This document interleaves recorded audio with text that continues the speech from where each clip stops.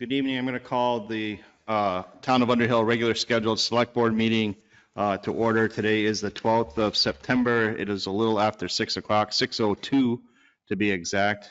So we have an agenda that has been prepared and warned.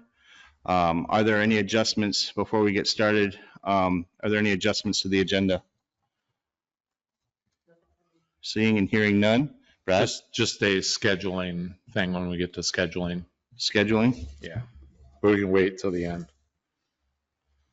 I'll make a note.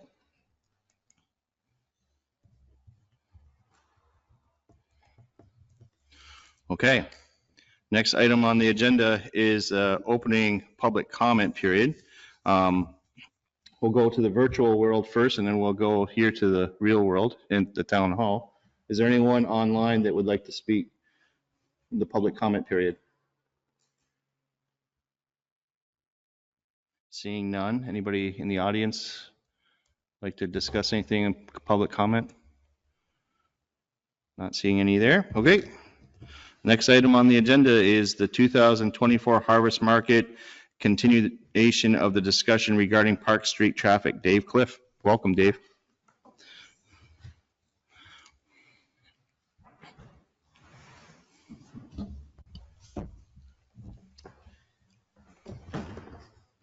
Dave, before you get started, I just wanted to let everyone know that I'm on duty tonight, and if I have to, my radio goes off tonight, just so everyone knows, I'll be turning the meeting over to Patty.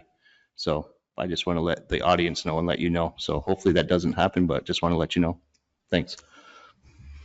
So just a little bit of background in case folks are here about this topic. Last year, we saw a pretty active time for Harvest Market. A lot of people, a lot of traffic, a lot of folks walking around at Harvest Market along Park Street, along Route 15. And so the conversation came around, well, what could we do to further enhance the safety of pedestrians, especially in the area around the 7 Park Street area where the entrance to the church is, and around that area. That what we do is we call it as the Park Street Spur, which is that spur that goes up across or between the church and the park there. So there was some conversation about closing Park Street to traffic so that we could ensure the safety of pedestrians in that area during that time period. We talked about possibly doing a one-way from the east to west, so from Park Street on to Route 15. These were discussions that were held at the last select board meeting. There was some objection to that from some of the folks that live along Park Street and so forth. So we took it a next step and we formed a small group of, I'll say, traffic commission with Maureen, myself, and Brad. And I have a resource in Dan Manns, who is familiar with safety procedures and travels all around the country sharing information around that. And one of the things that we talked about was putting cones out in the middle of the road and then putting up signs just saying caution, people in the streets and so forth. And Dan Manns came up with the idea that's been worked on in several places around the country, and it's called a traffic calming technique. And so what we'd like to do is present that as an alternative to any closing or any changing of the traffic flow. So I think that fair to say, from my perspective, that those two options are off the table, and what we'd like to do is pursue this traffic calming technique. And in the packet that was sent around, I drew up a map of what that would look like, and then Brad and Maureen and myself took some cones out to Park Street in early morning when there's a bunch of traffic out there, and we took cones and set them approximately 12 inches, 1 foot from the edge of the road, and then on both sides and then some cones down the middle. And basically what that does is it forms I'm not going to say, I don't know if it's an illusion, but it's a something in your mind where you have to slow down because you want to be careful that you're in the lane and you're staying there, not knocking any of the cones over and so forth. So it's just a way to encourage people to slow down. And so tonight, what we'd like to do is present that alternative to the select board for a vote. But I'd like to give Brad and Maureen an opportunity to speak from their experience as well, from doing this work together. Sure. So we met a couple of different times to talk through the different options and came to the conclusion that it really didn't make sense to try and close the whole street to traffic. But there was lots of concerns around, continuing to allow traffic to move through and thinking about the shuttle that works that day to drop people off. That if we close traffic, it'd have to back up, and that would just not be a safer choice. So this technique we did with the traffic calming and the cones, every vehicle, including several large vehicles, while we were kind of trying this out, fit through without any problems. Some town equipment came through, and everything could fit, but it really helped, I think, to calm, as the intention was, to slow people down. And I think that's what we want during Harvest Market, is just make sure everyone is extra cautious and moving slowly, but able to move continuously through that area. And several residents on the street came out and chatted with us while we were doing it. And everyone we talked with seemed appreciative and supportive of the idea. So, thank you. Yes, I agree. I think having all these cones, it's almost like a feeling like, oh, I really need to pay attention because there's all these, they're not obstacles, but they draw your attention, and I think they naturally slow you down. But in addition, we talked about the barricades across Park Street proper, and talked about having like sawhorse barricades, road closed, in addition to some extra cones. So we talked about the idea of maybe a really permanent barricade, but then the discussion came up if there was an emergency situation somehow, or we had to get it moved and we had all these people around, could we move it? But we thought with a combination of the cones, the barricades, and some extra cones where the barricades are, that might just do the trick. The barricades would be on that little spur that goes into off of Highway 15. Yeah, where the blue straight or line. the purple lines are on the drawing. Okay. So that's the section that would be closed. That's typically always okay. closed between the Purple church lines. and the park. Yeah. And I reached out to Jericho. They do not have any barricades, but maybe we could use bigger barrels, like plastic barrels. You've seen those, and maybe possibly we could borrow some from Cambridge, or maybe rent some from Johnson or something like that. Just a question, are there going to be any traffic attendants at Route 15 or Park Street where this traffic calming cones begin, or it's no? No. Okay. Not in the plans right now. But keep in mind, there's 2 state troopers that have been hired, to monitor the entire grounds. That's great. That answers my question. Thank you. So any complaints about your experiment in the morning rush hour? No, And people were really compliant? they were. Maybe you ought to keep it there every day. Well, we had one gal come by and say, if you can get people to stop at that stop sign, I'd really appreciate it.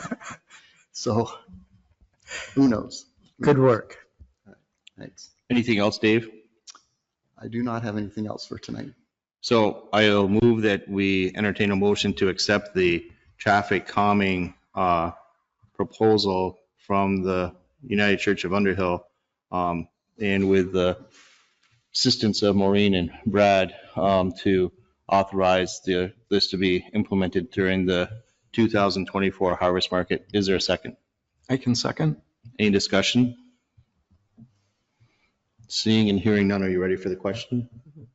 All those in favor of implementing the traffic calming as presented in the packet, please signify by saying aye. Aye. Aye. Aye. Aye. Opposed? Motion carries 5-0. Thank you, Dave. Appreciate it. Thank you, everybody. Is there nothing else? 50-50 raffle, nothing? No? Okay.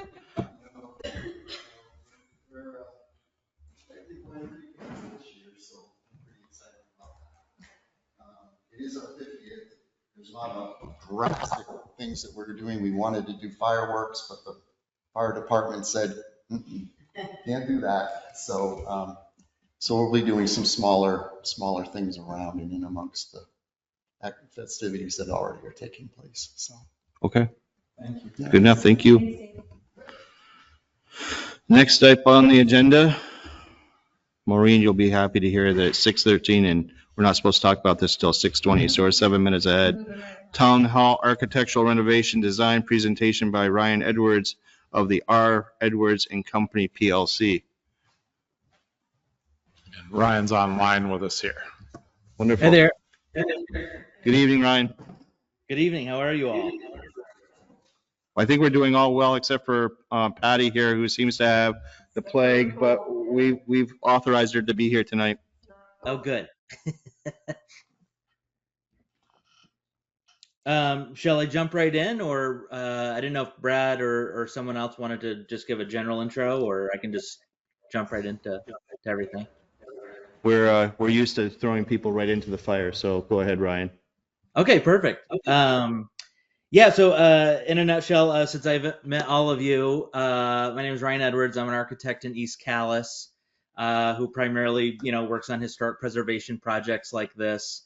I believe I was recommended to you all by Preservation Trust of Vermont. But yeah, so a few weeks ago, 2-3 weeks ago, I met with Jennifer, Brad, Sherry, and Amanda. It was a great meeting.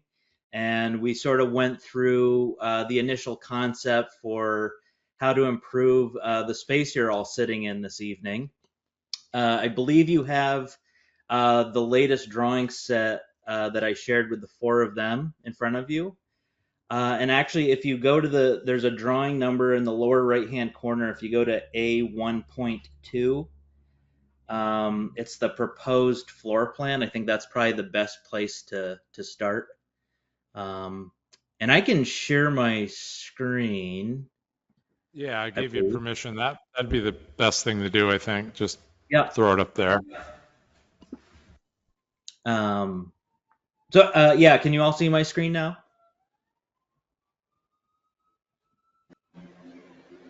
Yes. It's Jennifer. I can see it. Okay. So yeah, kind of like I did with the group, I think just to start, we'll kind of just go from plan left to plan right a little bit. And I can kind of just generally just give a broad overview, broad strokes overview of sort of what we all talked about when we had our meeting. So yeah, on the left side of the plan here, this is the stage area that you're all, I believe, sitting in front of at your table. So yeah, the big thing is how can we make this stage, set it up so we can accommodate for all of you on the stage rather than in the actual meeting hall space in front of you. So what I proposed is that we would deepen the existing stage by approximately 3 feet. And this would accommodate, as shown, a table that, although there'd be a couple seats on the end, would accommodate, what I'm calling a semi-permanent table for 9 people. And so a big component of this, which we'll look at in a minute with the renderings, is I think it's very important that we retain the historic character of that stage.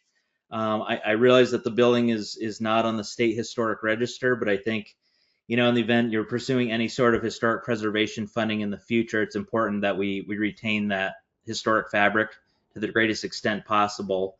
And so what I'm proposing is that we would basically just bring that whole stage front forward. So you'd still have the historic railings, paneling, and things like that.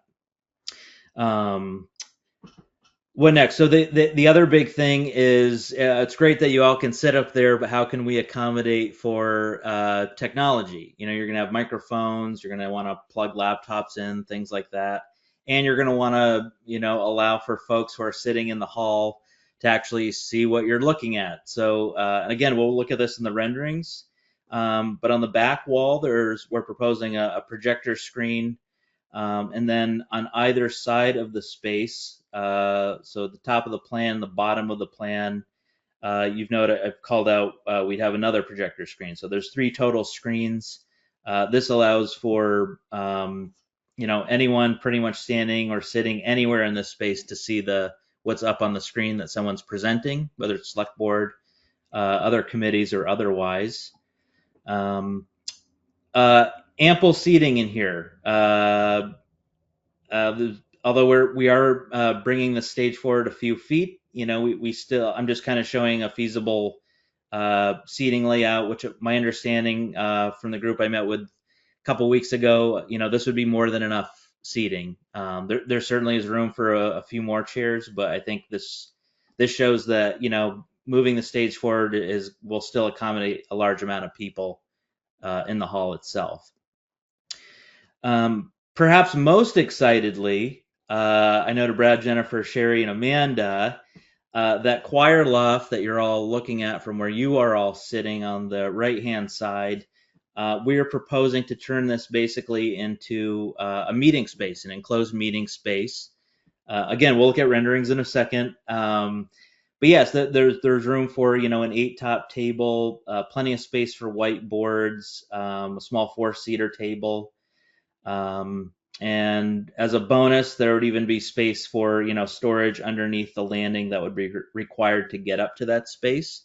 As we know, the choir loft, the space underneath the choir loft, you know, is how you get, I believe, downstairs into the main offices, and I believe there's a bathroom or 2 underneath. So we're gonna the floor level of that needs to be, you know, up towards the higher elevation of that choir loft space.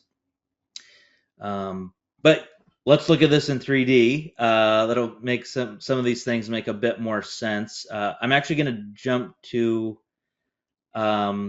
this view. So this view is we're on the other side of the room from the angle I'm looking at you all, but we're looking up towards the stage. So again, aesthetically, we're maintaining that historic character. This would be that existing railing and the paneling. It's simply just shifted forward a few feet. And we have our large, you know, whatever this semi-permanent table becomes for you all to sit at. And then shown on the walls are, of course, the large projector screen so that folks in the audience can see what's up there. And then if we turn to the other side of the room, so this is actually looking back towards the choir loft. So this is the proposed concept for what that enclosed meeting space looks like. Again, we're trying to retain as much historic fabric as possible, and, you know, making it feel like it sort of belongs in this space. So we've incorporated some windows. These windows match the size of the windows on the outside wall on this end. They're just there to help bring in light into the meeting room space from the hall itself, and also to bring in some natural light from the exterior windows, even though this is the north side of the building. And then yes, below this landing, this would just be storage underneath for tables, chairs, things like that. In case, you know, you don't want chairs in the space, you want a big open room for folks to congregate. The next rendering, this is actually the meeting room itself. It's not an exceptionally wide space. I believe it's a little more than 8 foot 6 inches wide. But again, I've shown the furniture just to, you know, show proof of concept that there's more than enough room for a breakout meeting area in here. Plenty of whiteboard space. This would actually be a pretty pleasant space to work. I know I would probably hang out there more so than, you know, downstairs in the main office. But yeah, that's sort of in a nutshell the kind of the overview of where we're at. Again, this is just the sort of initial concept. Brad and Jennifer could probably speak to this more than I can. I believe the understanding is just we want to make sure that you all are comfortable with what we're proposing before, getting into a little more detail, such as, proposed lighting and calling out things for more, electrical and data connections and stuff like that. So yeah, any questions? Yeah, Can I Jennifer. speak? Ryan, ahead, thank you Jennifer. so much.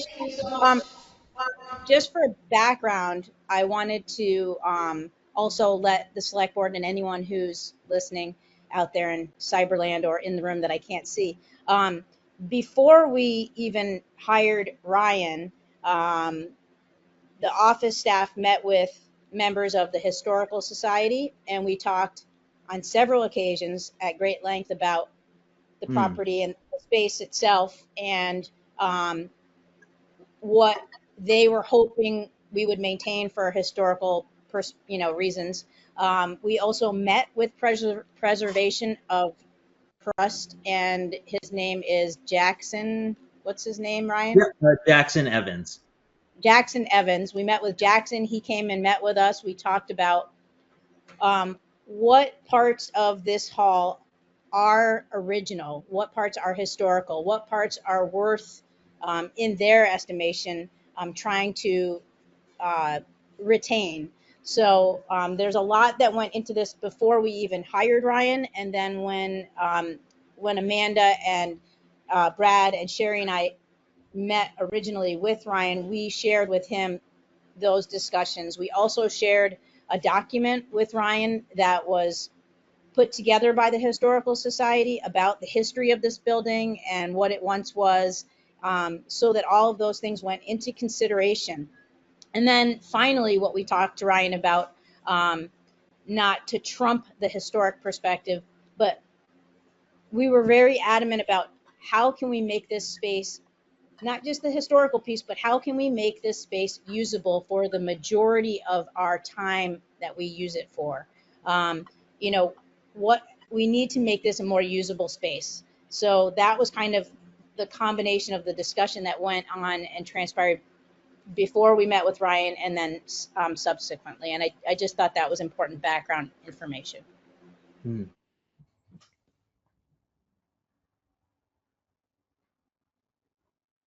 Thank you, Jennifer. Patty, go ahead. Ryan, this is really great. Really appreciate the drawings and the information. Did you start with a budget in mind relative to the dollars we have available to do this work? Yes. Yeah. So everything we're doing. Everything we're doing is in line with. I believe most all of this funding, if not all of it, is ARPA funding. Is that Yes. correct? Yes. Yes. Oh. Yeah. Oh, is it echoing? Go ahead. It was. You should get. We just need to mute ourselves when you're talking. So go ahead. Oh, Brad. I see. Yes, I don't actually have the number right off the top of my head, but yes, everything we're doing is in line with available funding that you all have.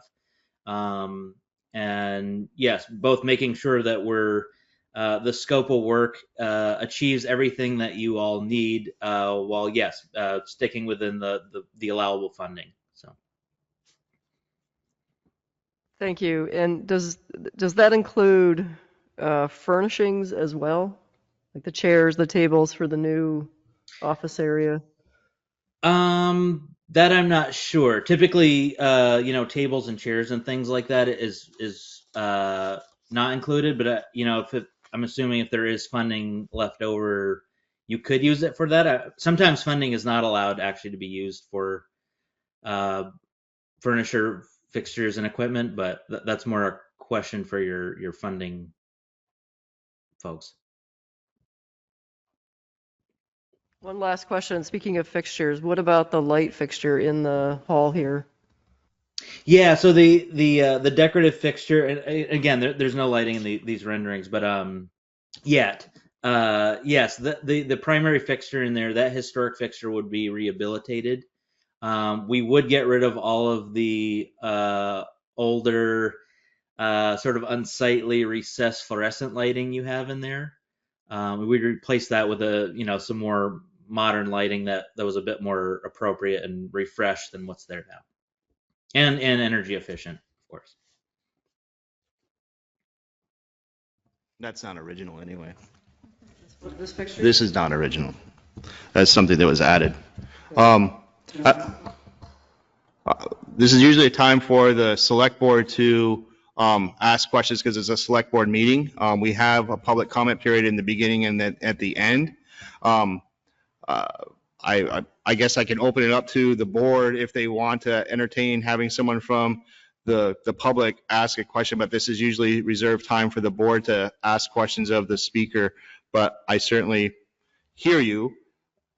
Does anyone on the board have a problem with having someone ask a question? If you want to come up and introduce yourself. First of all, if you're going to speak, you need to come up. Bob, I'm fine with it as long as it's contained, because if it opens it to open season, so to speak, I don't think these guys are going to all ask us 20,000 questions. Okay. But putting some sort of caveat on it. So if you can limit your questions to one or two and limit it to a couple minutes, that'd be fine. So, It's just a clarification. so if you want to introduce yourself and where you live, and then so everyone that may hear this knows who you are and all that kind of good stuff. Okay. George Gallant on 61 Poker Hill. Just a clarification, is where the clock is, where the screen is going to be projecting? Because it's kind of hard to tell from the discussion, and I just wanted to understand that. I saw the picture. Right there. So there's the door, right? Yeah. There's the screen. There's the two doors right between the doors. Right. That's what I understood. Yeah. So how are you guys going to see it? That's a screen for a different presentations type. There's two more screens, one on that wall, one on this wall. Huh. Right. That wasn't like that. clear. Yeah, I'm sorry. So the great thing, or the good thing to do is to look at the select board packet. So these renderings are all in the packet that's online. So, Okay. yeah, you get to see them all. All right, I wasn't even aware of it. Actually, I'd be more than happy to give you that set if you'd like. Thank you. So I have a question as far as the storage underneath the stairway in a non-sprinkled building. Is that something we typically, are you planning on having all the storage underneath the means of egress? No, I mean this is a very limited storage space. I mean that we would not be running into any fire safety issues in terms of life safety and fire code. Again, this is just a very minimal, limited storage space, and the occupancy of this room is so low that there are no issues with having the singular means of egress. Not sure if that answers the question or. And then my other question is that would there be any ADA considerations that we have to concern ourselves with offering that as a meeting place? No, we would not have it. This space would not need to be, accessed by a lift or anything like that. Thank you very much. Yep. I don't know if I'm jumping the gun here, but I'm just curious to know if we've talked at all about timelines, about if this was to move forward, or where we're at with that. Are we looking at a month, a year? We talked about timelines at all? I think the timeline that we are aware of is how fast we spend the ARPA money. As far as obtaining a contractor, I assume once we get final revisions or the renderings from the architect, then it would be a matter of finding a contractor to bid and do what we envision that we want them to do. So I don't know as far as how fast we'll be able to find a contractor to be able to do this for us, if that's your question. So this is hopefully to begin soon, or is this something next year we can imagine to begin, or can we put any timeline on this? I would hope that we would move relatively quickly. Jennifer has her hand up, and maybe you want to speak to the obligation part of the ARPA. Please Jennifer. do. So our current obligation to use the ARPA funds, we would have to have a contract and fully obligated by the end of this calendar year, 2024, December 31st. and then we would have to have spent those funds by 12/31/2026. So that's kind of like the farthest out we can go. But in order for us to, the reason that we're on the timeline that we're on right now with Ryan and wanting to meet with all of you is because it would be really fantastic if we could have some renderings that we could start to put some real numbers to, or at least some ballpark numbers, so that we know, are we going to need to perhaps put some additional funds into what we want to do at the town hall in the next budget season, which is coming up starting in November, because we have a couple of, I don't know if they're architectural, but maybe structural engineering questions that may come up as we start to explore this, especially with what we might find under the floorboards. So that's kind of why we're moving, why we're really trying to start to formulate a design plan so that we can start to hire people to start looking into those things. Again, not to jump too much further. So is there something specific tonight that we can do to move that forward? Is there a decision that needs to be made? I think if you're agreeing with, or the board is comfortable with the design set that has come forward, that we could discuss that and convey to the architect to proceed going forward, if you so wish. Or if you don't like the design, speak about that. Or maybe you need, or maybe members of the board need more time to consider this, but I think that the board should give some input one way or the other. Dan? Why is it, I can't say why is it the more distinguished gentleman at the end of the table. How about that? Can we say that without hurting the other Dan's feelings? You could say that if you want. Okay. This isn't probably a question for the staff committee. The comment was made that the assessment of the drawings gave usable space for the majority of time. Was there any, we know what activities are in here historically. Are there any activities that we can think of that we might have to say, I'm sorry, we can't do that?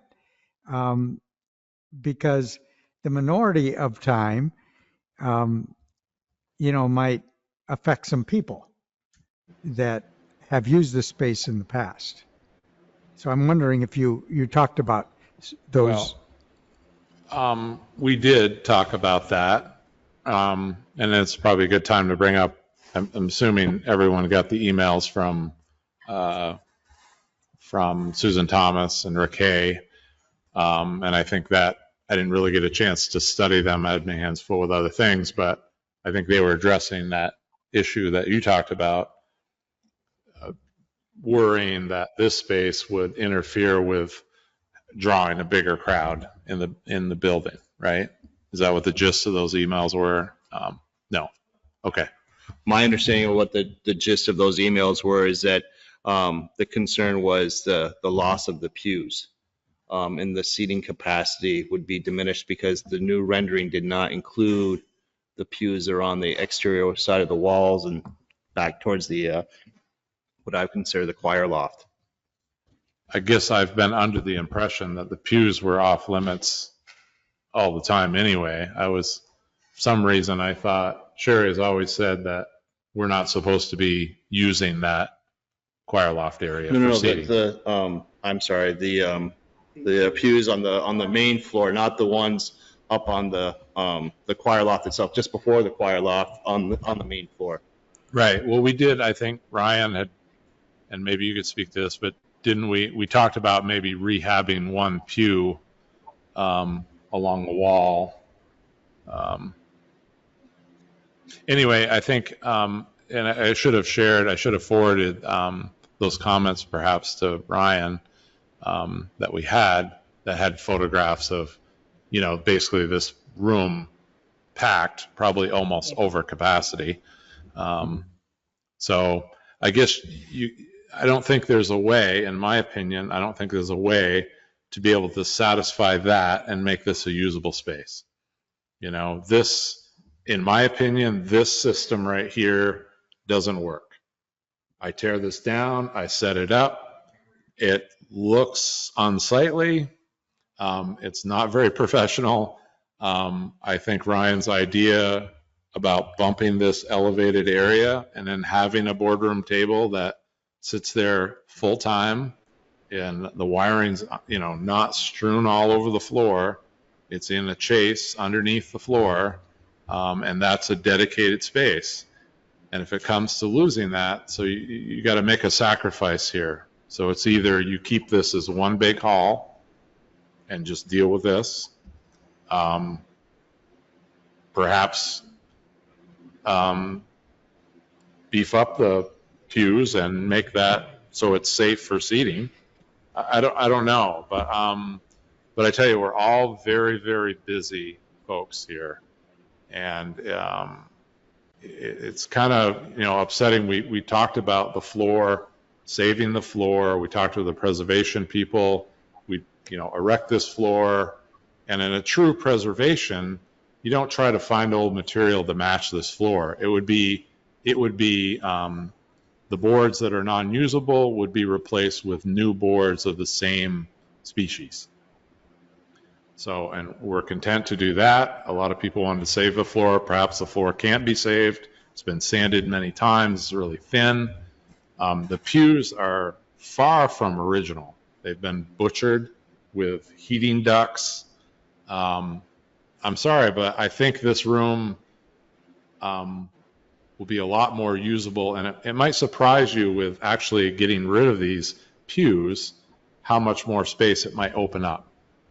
So that's my opinion, but if people feel really strongly, this crew, I mean, we could pass the ball off to the Historical Society if they want. But what we have to make sure we ensure we do is get these ARPA funds committed, obligated, and spent. Otherwise, we're going to turn them back to the Treasury. Thank you, Brad. My question was not meant to be as a criticism at all. I was just seeking information. And about the floor, I know that a year or more ago, I was floating the thought of using the ash trees that will need to be removed from our roadside and create floor. But talking with woodworking experts and mill people, you know, that would be cost prohibitive, even though there would be a little bit of sentimentality to it. So there are ways of doing this. I think that the drawings really look attractive, and I think that they show a lot of promise for the room. I like the semi-permanent or mostly permanent table. I don't know what he said there. And that can be adapted too, you know, if there's an event, you know, for, you know, some kind of a serving or whatever. But, you know, I think that a lot of things are good concepts. Any other comments, questions? I might be bold to ask this, but could we move forward? Do folks feel like they need more time to just think about it, or? I personally think the drawings are excellent, and I really like what I see, and would love to vote on it tonight if others are ready to vote. I don't want to push anybody, but I think that's a good idea. I'm going to move. Don't get, just correct me if I'm wrong, but I just wanted to clarify what Ryan may be looking for. I think what he's looking for, I don't want to put words in his mouth, but if you like this concept, then he could start expanding on the lighting and maybe some more detail. Is that correct, Ryan? Yeah, my understanding was, so yeah, the five of us, Brad, Cherry, you know, Jennifer, Amanda, and I met, and I think we just wanted to make sure that the select board at least understood the direction we were going.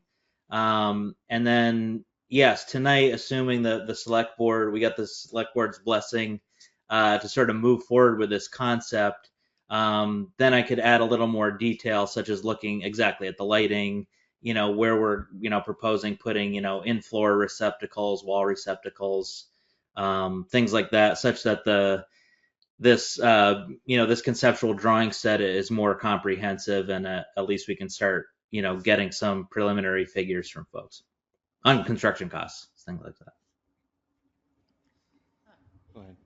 I just had a comment in regards to some of the emails that we got from folks who are concerned about the seating space. I think the overall designs are lovely and really seem like they're increasing both the functionality and flexibility of the space.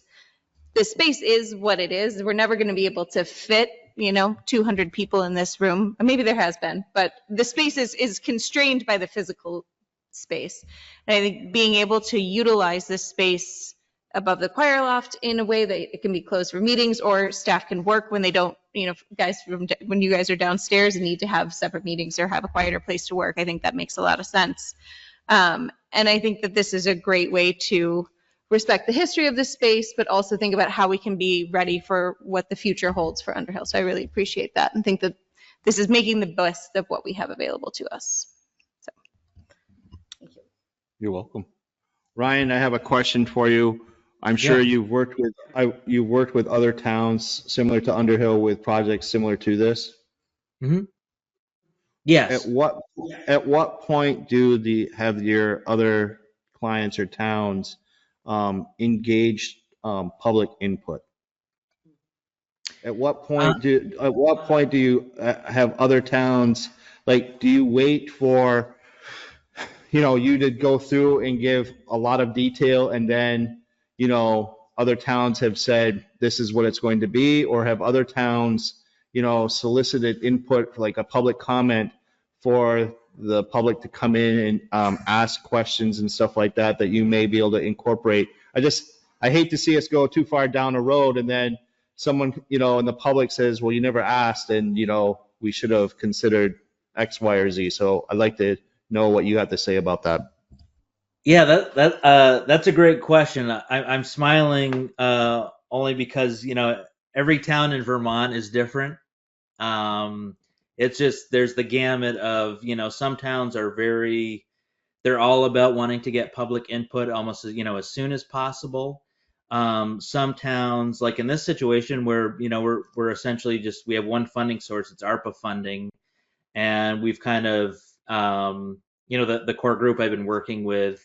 They've sort of just been tasked with executing, a workable solution with the available funds. That's kind of hard for me to answer. Again, every town is so different, and it's really up to all of your comfort level with your own community in terms of how you want to present this to everyone for public input. I will say, in my experience, towns that try to solicit as much public input as possible, that you always kind of run the risk of the process being very drawn out. You're never going to satisfy everyone, and so again, I think you all would have to sort of make that determination based on how the community of Underhill functions with stuff like this. I'm not sure how you all came to, I can't remember, was the late 90s that you did the town office expansion, generally whenever that was. I'm not sure how that all worked with public input, but I realize that doesn't really answer your question that well, but yeah. I appreciate the feedback. So I will pose the same question to the board then. If you would like to solicit input from the citizens in the town of Underhill for this, or are you comfortable with moving forward and tasking the committee to move forward with the architect based upon what you've heard tonight? So my thought is that we continue to move the ball down the field on this and move forward on the lighting and getting some of the numbers so we have a fuller picture to present to the public. I think that is my initial thought, that would have a more full picture that can still be tweaked, but I don't know that, and we're at this point, it feels like if we pause our momentum, especially since the funds need to be allocated by the end of the year, I'd be concerned about running out the clock. I agree. Agreed. Well said. You okay with that, Dan?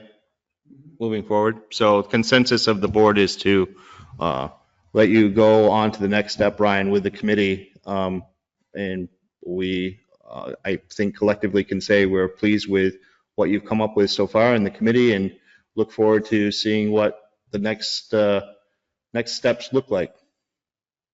Fantastic. Just one quick thing. This is where I realize this is a select board meeting. I'll let you all go, but yeah. So I guess next steps. Jennifer, Brad. I don't know if Amanda's there. Sherry's there. Next steps are let's just connect early next week, and we can kind of formulate a game plan based on knowing we can move forward here. And then the other thing is if there are any applicable emails or comments that did come in, if those could be forwarded to me, only if needed, that'd be helpful. Yeah, for sure. And, it just kind of dawned on me that perhaps maybe a front porch forum post, and we could put the plans are up online already in the packet, but maybe we could have a separate place for them. So encourage people to maybe go online and check them out. And if they would like to comment, they could send me an email and we could just kind of keep going like that. Yeah. I think that'd be, I think that would help with some people that may feel like they've been not able to participate in the process. So I think that would be good. Thank you, Ryan. I appreciate your time tonight. Yeah, thanks everyone. Thank I you. appreciate it. Thanks, Ryan. We'll talk next week. Okay. Sounds good. Thanks. Thanks everyone. Maureen, I'm running 4 minutes behind. I'm sorry. The next item on the agenda was at 6:45 and we're at 6:49. No pressure for the ever so talented Amanda Bosley, who's going to talk to us about street naming, numbering, and addressing the addressing ordinance, Patty's favorite topic. Good evening. So in the packet, there was the revised or edited version of the ordinance that I've been working on. The VLCT gave us some notes on. And if you're okay with all the rest of that, then we need to go forward with what you do with an ordinance, which I think means we have to have a hearing and then we have to post it for 60 days and then it's official, right? Something like Right. that. So once you're happy with the draft or we have a final document, then we'll warn it at a regular meeting, take public input if there is any.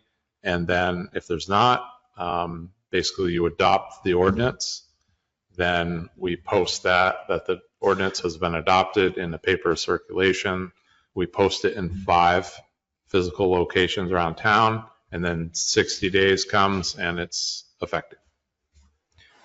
So I'm assuming that everyone on the board has had an opportunity to review the information that was presented. Are there any questions for Amanda before we entertain a motion? Seeing, hearing none, I guess I will move that we adopt the proposed, how do we have it, street naming and numbering and addressing ordinance as presented. Is there a second? I'll second. I don't think we can quite adopt, but we could accept the final. Yeah, excuse me, Yeah. accept the final Okay. minutes. Yep. Second stands. Any discussion? So I guess a point of clarification. So after we do this, Brad, then we would then schedule a time for public input, and then after that, then we would then come back and then vote as a board of whether or not we're going to adopt this as presented after we've given the public an opportunity to weigh in, or no? Yeah, for some reason, if It's you. not, it's 25 through here, Brad. I know.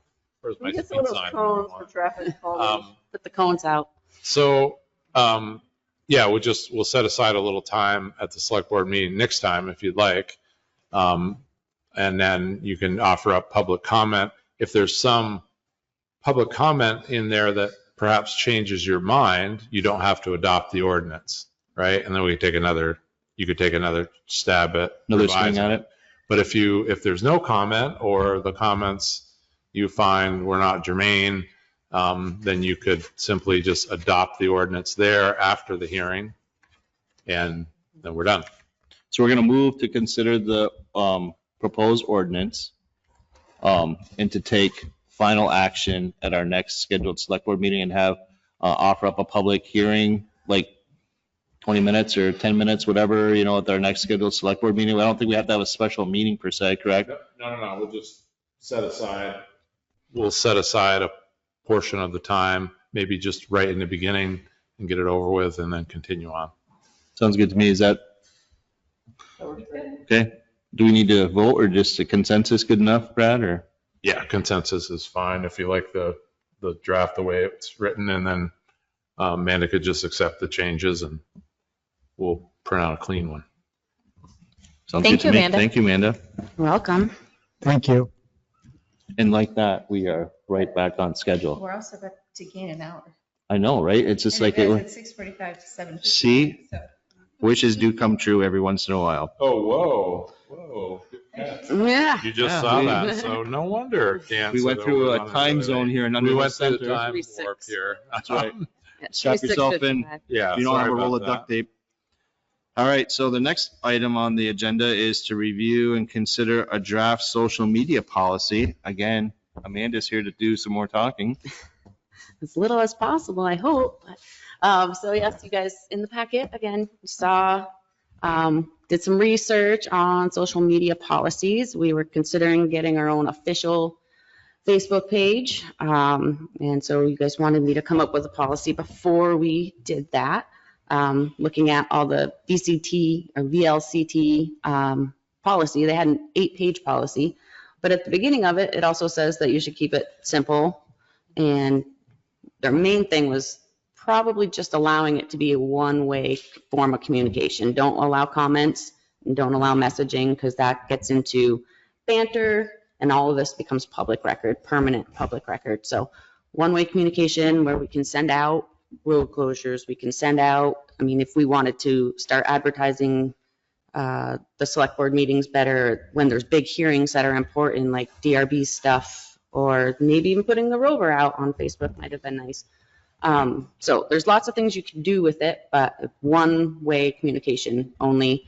But I'll make sure, or whoever puts the post on, it's not just going to be me, we'll always make sure that there's a point of contact. So if we do close the roads, put Russ's contact number on there, or information, or any other thing that we can think of. So they have someone to contact, just not directly through Facebook. Sounds good. Any comments about the proposed social media policy? I like it, and I definitely like the one way, so you don't have comments posted, but do we have any idea who would be the main person to update it? I will certainly volunteer. Okay. Brad just volunteered me as well. You've been voluntold. And he doesn't have Facebook, so I'm sure he doesn't want to do it. And I can't I blame him. volunteer. You volunteered me too, is that what you said? Oh, okay. They're So I pointing guess to it's you, me. Amanda. Okay. But yeah, no, I will volunteer myself to monitor that. There should be a backup. I don't know who wants to be my backup, but what you do, Brad? We're good.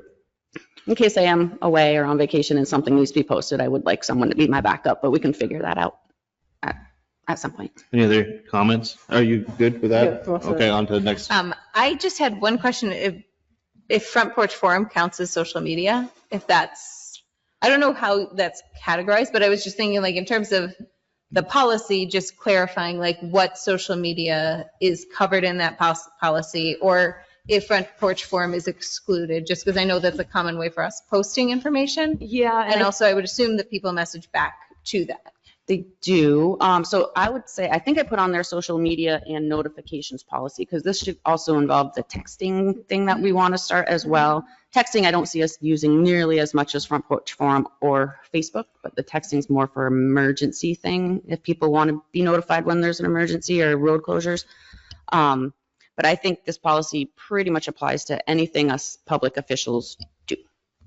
So, and then we also have to consider, we all or some of us have personal accounts. And so I think personal Facebook accounts. So I think once this is up and running, we should stop using our personal accounts for official town business. Right now, sometimes we post stuff under ourselves because we don't have this option.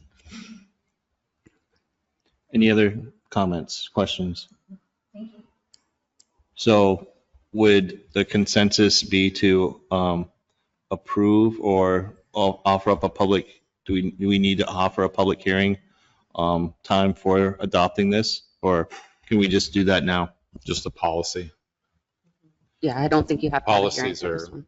solely for the select board's use. Do we want to, is it the consensus that you want to vote on this now, or do you want to consider it later, or what would you like to do? Let's move on. So motion to adopt the policy on social media as presented. Second. Any further discussion? Ready for the question? All those in favor, please signify by saying aye. Aye. Aye. Aye. Aye. Opposed? Motion carries 5-0. You have a pretty good batting average, Amanda. Yeah. I'll just pass around the signature page.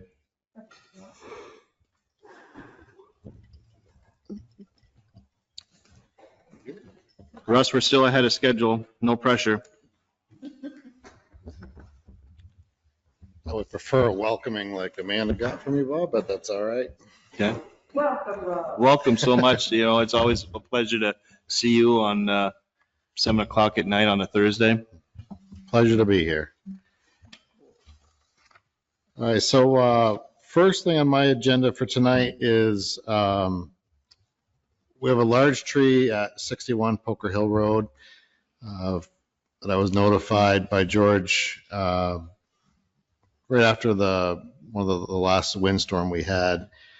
And so I didn't, I apologized to him. I didn't get right back to him like I normally should have. So he called again, which was good. And then I got back with him. I did go up and had Scott take a look at it. He didn't notice it. I guess he really wasn't looking for that size tree. Anyways, went up, took a look at it. There is a large black locust tree in front of number 61 Poker Hill that is quite old and bad shape. And it is leaning into another tree next to it, which is kind of lodged into the tree next to it. So I did get with Don Toby. Don Toby came down, took a look at it. Well, it is in our right of way, and agreed that it should come down. So I looked at it with DJ's Tree Service as well as On a Limb Tree Service to get some numbers, which they should be attached in your packet. And I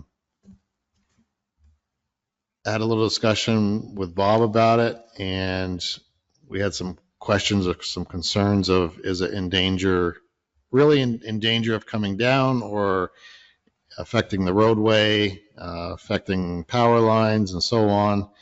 So we did look at it again. It does appear, when I looked at it with On a Limb, they agreed that it is wedged pretty well. It could stay like that for quite some time. It does appear if it does come down, it'll come down parallel with Poker Hill Road on the road side versus the resident side. And if it does come down the way we think it would come down, it would miss power lines as well. So my discussion with Bob was, there's lots of trees around town that are probably in this same situation. And if we cut every tree that is like this, we would utilize our tree budget pretty quickly. My feeling is that we know about the tree. The tree is what I would consider a hazard tree. I do believe it should come down, but I wanted to have this discussion with you folks versus just making that recommendation. But I would feel bad if something happened after knowing about it and reviewing it and so on, whether it's to somebody's property or vehicle, a life, or so on. But Again, it could stay like that for quite some time. I don't think it's anything really new.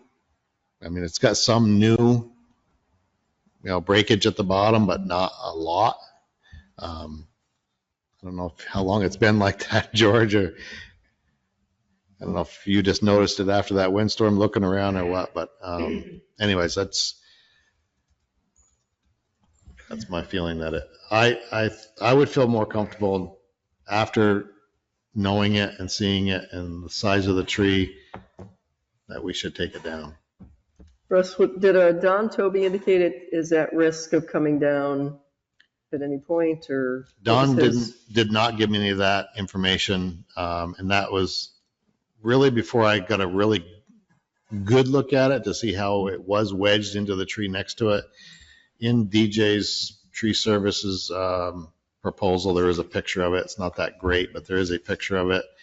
When I looked at it with the other tree company, the way he looked at it was, he goes, it is pretty wedged up there, and it may not come down for quite some time, but I guess it's an act of God when it does come down, and if it comes down on its own. What is the pedigree and the condition of the tree that is the support tree? Well, it's pretty similar to the same size as the tree that's down, same make and model, same vintage, I would say. It definitely looks more stronger than the one that is leaning into it for sure. I guess when Russ contacted me, I'm sure there are thousands of trees that are similar to this, that trees throughout Underhill where trees are in the town right of way. But I don't know that it's the town's responsibility to deal with every tree in the town right of way unless it's going to become a hazard. If it falls, clearly we need to maintain the road for everyone for the public good. But if a tree is leaning, at what point does the town say we are going to deal with this versus the landowner having the responsibility to deal with the trees on their property, even though it is in the town right of way? So that's the dilemma, the question that I have. I'm not looking at it from the cost perspective. I want to do the right thing. As a member of the select board, I just don't know at what point does the town have the responsibility to maintain the trees that may or may not be in the town's right of way. And I struggle with the answer to that question. So I'm happy to hear what others have to say about that. No, I understand the concern on both sides of trying to weigh the, cutting it down versus cutting it down then means kind of opening up a Pandora's box of what sort of other maintenance might be required for trees that are in similar condition. For this tree, I'm trying to zoom in as much as I can on this picture. Can you say what if it did fall, you're thinking it wouldn't go to the street, towards where the lines are on the other side of the street, but would go, it's hard to see where the driveway is, or if you have a sense of where or how it would fall. Of course. So the driveway to the residence is upwards of Poker Hill from that tree. Sorry, on the other side the of trees right behind the boxes. Okay. And then if you keep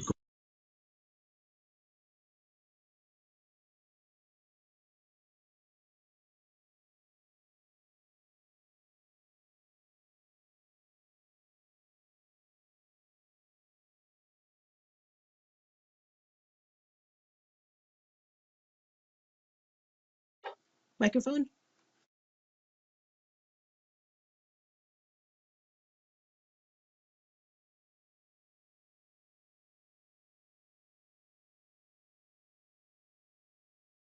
We can't hear you, right?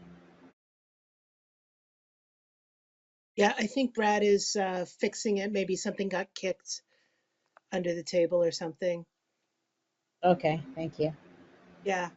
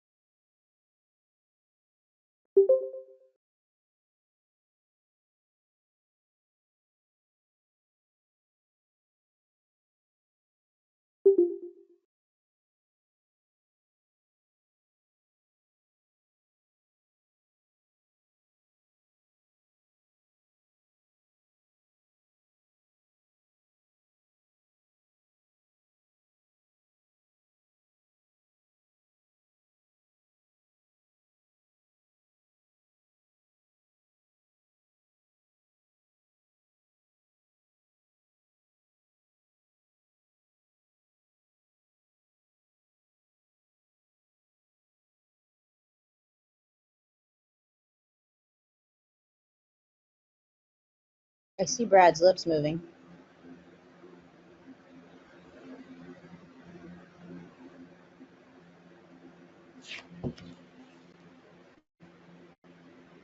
Brad, can you hear us?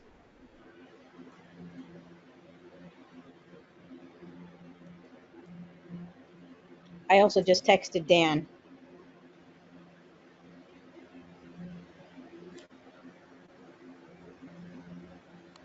They know there's a problem. Yeah, it sounds like they, I mean, it looks like they do, but, Yeah. oh yeah, they can hear us, so don't say anything inappropriate. Just kidding. Just kidding. Dan just said Shoot. they can hear us. They're trying to fix it. They're aware of it. Jerry, you there? Okay.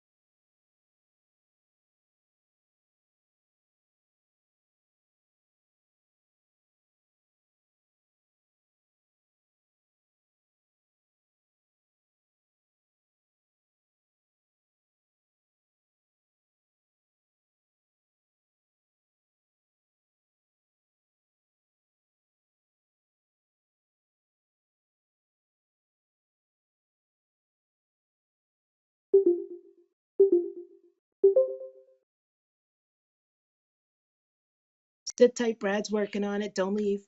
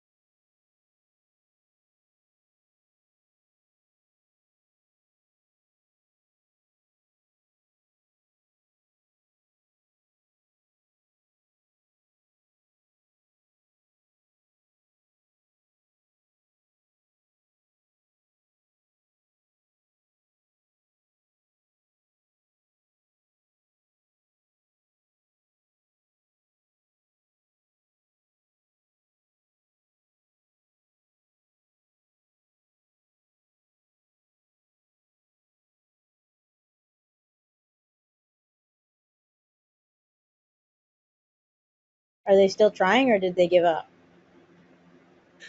We're still trying. Okay, try now, Brad.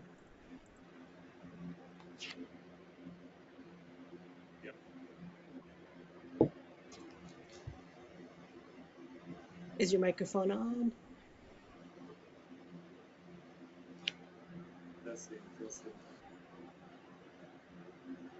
Yep, I can hear you.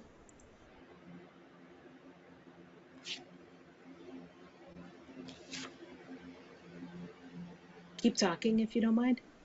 Yeah. Can you hear me? Yeah. There we are. Okay. Hello? Yeah, we're good. Okay, thanks. Bye. Okay, we're back on. So I don't know if the town has sufficient funds in the budget for you to have a cape, but one, you know. It's all right. We got it. Thank you, Brad, for all your hard work. I'm sorry, I likely am the cause of the angst, you know, but It's only a matter of time. Everything's kind of close. I'll lean closer to Patty now that, you know, she's been decontaminated. Come over to the mucus land. Right. So we were talking about the tree while we were, had a little technical difficulty, a little rain delay, so to speak. But Russ was telling us about the tree at 61 Poker Hill Road. And I think, Maureen, you were asking a question, but we'll continue with the discussion. Okay, sorry, I had asked about sort of the expected path of the tree when it falls, if it falls, so. Well, during our little break, we were able to pass a picture around of the tree. My feeling is that if it does fall, it would fall along parallel to Poker Hill Road. That's my feeling, but there's more of the other tree behind it than there is in front of it. So does that make sense? Of the tree next to it. So if it was to fall, it's going to fall, should fall parallel to Poker Hill. So if I was to summarize this, there's a risk that it will fall. If it's going to fall, it's probably not going to fall into the road. Probably some of it would go into the road, but not across the road. Okay. If it went across the road, it would go across power lines as well. And was the power company consulted as far as whether or not they were interested in taking this on? I did reach out to what I thought was Green Mountain Power's area. It was not. And then it's the co-op's area, and I did not get in touch with the co-op. Basically because after really looking at it and seeing where it's probably going to go, they would probably laugh at us. I would never laugh at you, Russ. I'll just share a little, if you want to hear a little story of mine. So on my frontage, I have, probably 1,500 feet of road frontage, and I've had some of the biggest butternuts in town, gigantic, 5 foot on the stump, big, and they slowly have been falling. So I called the power company because I thought several of them would fall into the power line, and one for sure, and I tagged them. They came out, they removed almost all of them except for one. These are all trees that are in the right of way. The one that I thought would hit the primary line, they decided not to take down because it was obviously healthy looking. I don't think it's healthy looking. They did. So it is, I think they often get called to remove trees, and if it's not in danger of taking it down or taking the power line down, they're not going to do it. So I guess I'll just put it on the table. You've heard the discussion. I see like either we're going to address this or we're not, type of situation. So that we can have a vote, I'll move that we accept the proposal to remove the tree as presented from DJ's for, my screen just went blank, for 1875. Is there a second? A second. Any discussion? I have discussion. I know DJ's was $25 less than On a Limb. DJ's is very busy. And they just did a large job for us on Dottlin Road. So my recommendation would be to have On a Limb do the job for the $25 difference. I'd like to have them do it just to also give them some business, because they're very loyal to coming out to give us estimates, and they do as well do good work. So just to spread it around a little bit, I would like to. Once the motion's on the table, on the floor, it's no longer mine to change. So if we want to vote it down and then we can make another motion to go back with the other company, that's fine with me. And they can do it quicker than, they can do it probably next week if. In discussion, I would agree with your premise there. I know that On the Limb is very responsive. I know that personally.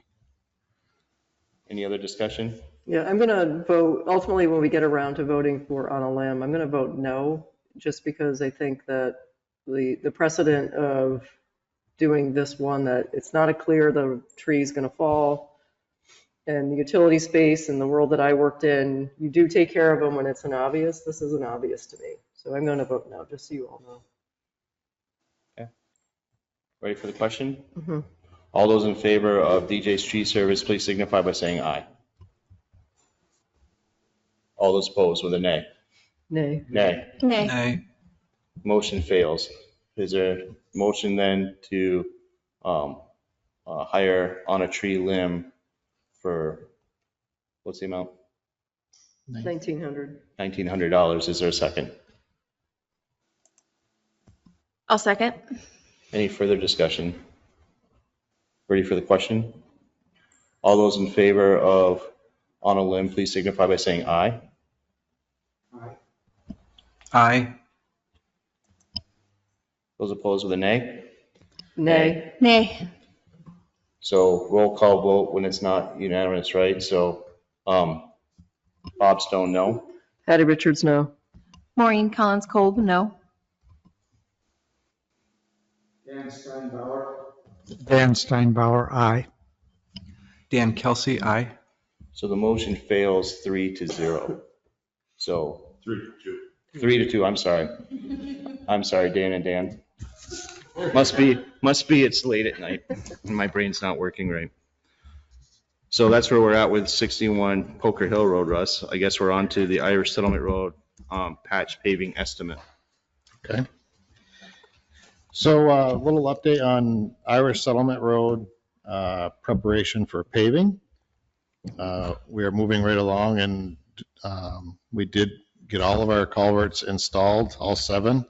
They came out very nice, and very proud of the crew for the job well done. We're continuing trimming trees and limbs and so on, doing some ditching, some stone lining, going very well. So we're ready to pave the culvert locations before winter. And during that discussion within our crew, we talked about if we could get the whole thing, because it's expensive to pave those 7 locations, that we thought maybe it could, if we could get paving done in the fall, it would save the town a considerable amount of money versus paving these and then paving over them in the fall. So I got our quotes from 3 people or 3 vendors to have that work done, and reached out to Tyler Whitcomb about the possibility of paving in the fall versus paving in the spring. He worked with his project managers and determined that they could do it in the fall. The estimated timeline would be October 21st.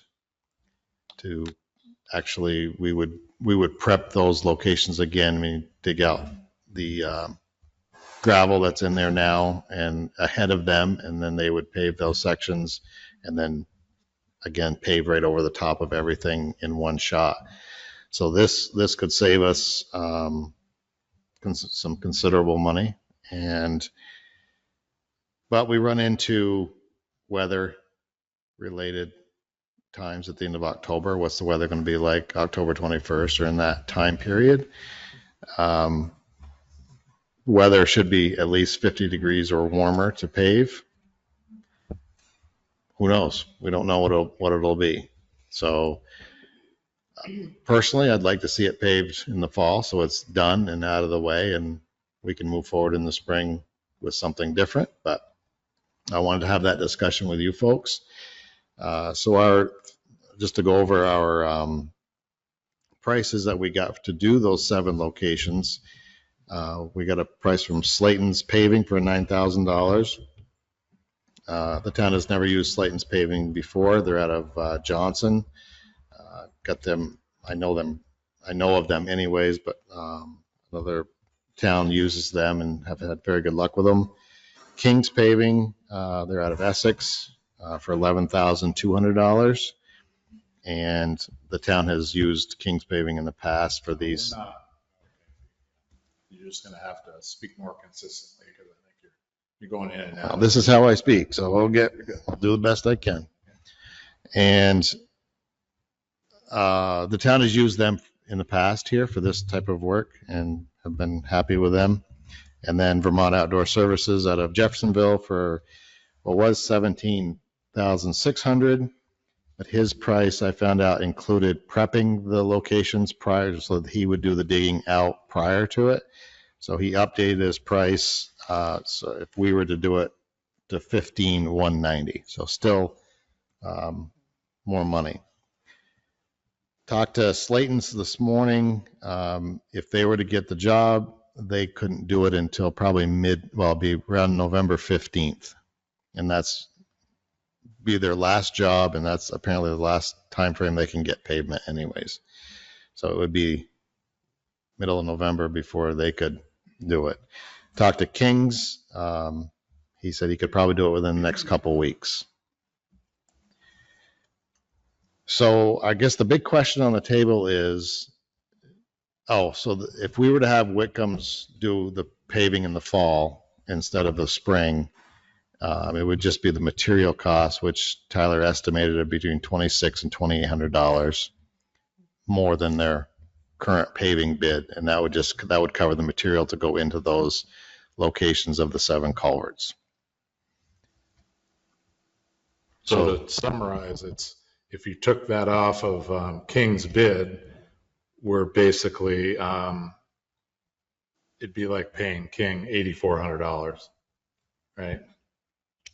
Because we're going to, Wickham is going to charge us $2,800 for the extra pavement. So it would save the town $8,400. It would save the town $8,400, yes. Theoretically. Can you explain that math a little more? Where's the savings? Well, there's no savings. I guess the savings would be what Russ is saying, that it's a smaller amount of money to have Wickham do the whole job in the process of doing the whole job to repave the entire road versus hiring someone else to patch it and then coming in and paving it. Yeah, that was my question of sort of what Tyler Whitcomb's, what the job that what his already agreed upon job is. So, right? I think I missed that. Whitcomb's has the job to pave the road from the central school up through that part of the job. So in case you're not understanding what we have to do, so we dig up the culverts to replace the culverts. Now it's gravel there. So that being a blacktop road, you can't leave it gravel through the winter because that road is salted, and then you can't salt gravel because it'll be a mud hole, and then you're catching your plow and everything else. So it's got to be paved prior to winter, those locations. So that's why it's paved twice, basically. It would be paving it twice, right? And the reason you usually do that is to let it settle. Well, yes, to let it settle some. However, if culverts are installed correctly, which we have installed them correctly and compacted around them in 1-foot lifts, and some of those culverts are about 6 feet deep. So there's a lot of compacting that we did on those jobs. So, and we feel that they are good to be paved over. I did talk with a couple other road foremans in town, And they felt the same way, that if they were compacted correctly, then there should be no issue. Cambridge just did that up through the valley on their portion. They didn't wait too long. And I mean, hopefully, I mean, nothing's guaranteed. So the gamble is going to be, how good are we, right? And what's Mother Nature going to throw at us this winter as far as whether or not that's going to heave or settle, type of thing. Because if it doesn't work, then we're going to have to address that come spring, right? If it heaves or settles too much and we didn't compact it enough, then we're going to have to go back and readdress that, because that's going to be, I would assume it's going to be a traffic hazard all along the Irish settlement on that blacktop section. Is that fair to say? Yes. Your other consideration is the financial situation. I don't know. I'm assuming you spoke with Jennifer, right? About what kind of position we're in to. No, I did not speak with Jennifer. Okay. But Jennifer is here with us. Jennifer is here. I guess I'd just like to speak my concern a little bit. And I know we talked about this before. I've been through a bunch of paving cycles here.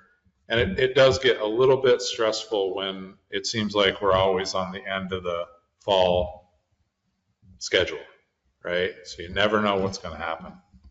But I guess worst case scenario, if you did decide to pave the entire road, the benefit, what we thought of stretching it out to the spring within our current fiscal year, is that we have more tax revenue. We've gone through the winter. The coffers are full, hopefully, versus paving in the fall. We've had one tax installment. Maybe we'll have two. It was just a thought with the infrastructure committee and all of us that we discussed. Maybe a spring cycle is a better, the weather, it could be better. If it gets below, you're spending a considerable amount of money, and I was trying to find out what the bid was itself. Do you remember? It was up, I think we're up around $300,000. So you're putting $300,000 into a road that these guys have done a great job prepping. And if the conditions aren't right, if it's in the 40s and you just go ahead and pave anyway, there's a reason the state cuts paving off at 50 degrees. The mix gets cold in the truck going from the plant to here. So can we then, if the weather does not cooperate, can we then pull it? Or if we sign a contract like we're laying it down no matter what? Well, no, if the weather doesn't cooperate, then obviously we couldn't pave it. The other thing I just thought of is, if end of October comes around and it's not good paving weather, we could have Slayton's on the hook to pave it. Those sections aren't going to matter. It's not like doing the whole road. You're going to have to do some paving no matter what. Right. No matter when are you going to do it. Right. So I'm saying if we decided that we would like to get it done in the fall and try to save some money, then we could sign up for that and get it set up. Obviously, if the weather doesn't work out for us and we're not able to pave it at the end of October, then we could always have Slayton's still pave those locations. The difference is you're putting in base coat. So the state will allow base coat to be applied at a colder temperature. It's the top coat you worry about. The base coat is just what would cover those sections above the culvert, just to kind of hold us over until the spring. Exactly. Correct. Just those strips. So when Scott's plowing it, you're not getting potholes. You've got a smooth plowing surface. So I'm going to pivot and go to Jennifer to address, if she will, the financial component of this. Is this going to be too stress? Is this going to stress the treasury of the town by entertaining this idea of doing the paving job now? If we make the decision to pave it, is that going to be too much of a stress on our budget because of revenue not being what it is? Am I saying that clearly enough? Yes. So ordinarily, I would say yes, but because of two factors, one being we're talking about not doing this plowing until October, which means in all likelihood we would have some of our second quarter tax payments already in by then. But also we have the ARPA funds that we clearly won't be spending between now and November. Or December. We have those in our account, so we will have the funds available if you decided to do the full paving in the fall instead of the spring. Thank you. That's helpful information for the board to consider. So now I think it really comes down to what is the board's tolerance as far as whether or not you want to try to take this on all right now, or if you just want to do the minimum of what you need to do for the winter over those areas. Go ahead, Dan. Just so I understand it, doing the minimum sounds like it's the less risky for problems for the road. Am I understanding that right? Yeah, it's less, I guess it could be less risky. I do feel very confident on our installs because I was there at each individual one, and we had a mile counter on that compactor, how many times went back and forth in there. I do have to say that I believe we're in good shape as far as the way the culverts were installed. They're all fairly deep, which is a good thing. None of them are real close to the surface. I would have more of a concern of the rest of the road with the shim and overlay that we're doing. You know, some of the base of that current road is in bad shape. So if there's going to be any problems with that, I see it's going to be on other areas versus the culvert areas. Go ahead, Patty. So to be clear, we have Whitcomb coming in and doing a pavement job, correct? Correct. And for an additional 2,800 instead of 11,200 or 9,000, we could just have them do the incremental. To me, Yes. this is a no-brainer. And they would do it all. What is your recommendation, Russ? My recommendation is to, if the weather permits, to do it in the fall. Then for This several fall? reasons, this fall. This fall. Okay. Because it would be out, it would be done, complete, Mhm. and we're moving on to the next thing. Right. I mean, it's so substantial in terms of savings that I'm going to lean toward Wickham doing this. And that the 2,800 is just the extra material. It's not the cost. So would Whitcomb do, if the weather doesn't cooperate, would they do just the pad or like the first layer? Or is that No. why you were saying we would kind of book the plan with Whitcomb, and then if the weather does not cooperate, then we go to that first bid at 9,000 to Right. do the patching? That, or even Dan King basically said, you tell me when you're ready and we'll make it happen too. So I feel confident that we could get it done either way. But my recommendation would be if we can get it done and out of the way, that's what I would like. Personally, that's what I would like to see. And Whitcomb said that they think that they would be able to start when? October 21st. So Can I just say something? So I think so it's fine if you're going to go that way. Next time we do this, we got to make it very clear. We pave it in the fall, we pave it in the spring. That decision needs to be made, and we need to stick with a plan. I would highly suggest if you're going to do it in the fall, I'm not opposed to it. I agree with Russ about the compaction. Someone needs to make that call. If the temperature is, and I've known these guys, I've been around paving my whole life. They will push you. It'll be 48 degrees. They'll push you and say, oh, I think we're going to be fine. We're going to be fine, right? Somebody needs to figure out that temperature and make that call and be responsible for it. So that's my only. So temperature on the road site, not on the pavement. That's the way temperature is taken, is on the pavement, air temperature. It could be 20 degrees warmer in Burlington, where it's coming from Winooski, right off the lake. You come out here to Underhill, and it could be frost on the ground. So that's my only bit of advice to you. Well, we have a laser thermometer, and we have cell phones that can take a picture that it needs to be measured and confirmed that that's what it is. Russ, are you comfortable taking that on? I'm very comfortable with it. That's why I did work closely with Tyler Wickham about this as well. And we had some lengthy conversations about it. And because I told him I didn't want this to go south on us if this is what you folks decided to do.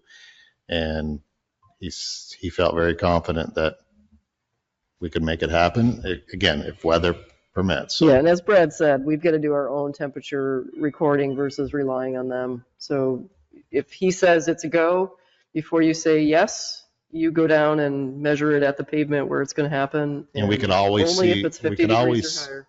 we can always see too, a week before and see what the weather looks like is coming too, That'd be an easy decision then. Right, and plan ahead a little bit there. Ready for the question? So It will be a good opportunity to test, your theory, saving some money in the process. And if it's successful, we have a track record. So I'm supportive of that. So we'll move to try to pave the Irish settlement and go with Whitcomb to potentially start on October 21st, 2024, and to be very mindful of the 50-degree temperature and that the temperature must be adhered to and temperature readings taken prior to the laying of the pavement. And if it's not at 50 degrees or warmer, then we are not to pave. It's a long motion. Is there a second? Do we need to refer to the 3 patching sections of pavement? Because it's the $2,800. Are we making a motion to do the whole thing? So he's estimating, this whole thing is an estimate, right? The paving bid you approved from Wickham is an estimate based on tonnage. So it's not like he's doing it for a net price. He's estimated the tonnage. Tonnage is going to come in at whatever it does, right? They're pretty good at estimating. He's estimating 2,800 tons. I checked that and I agreed with it. So that's what's going to take the motion, Brad, needs to reflect the 3 patching of pavement where the culverts were replaced, because that's what you put in your memo. If you're gonna back for a backup plan, you're saying. I think the motion needs to reflect the 3 patching of the culverts, because that's what this request is for. You're not asking for approval for the whole Whitcomb bid. That's already been approved. Correct.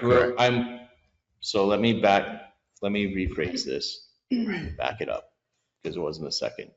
So my motion is going to be that we allow Whitcomb to pave the 3 areas where the culverts are and accept that for $2,800 as long as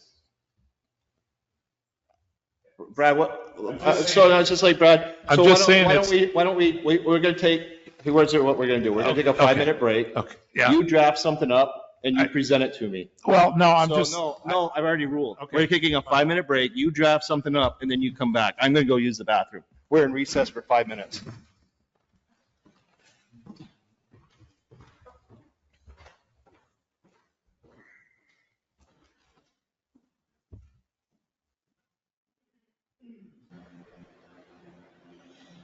This is Jennifer. I'm signing off.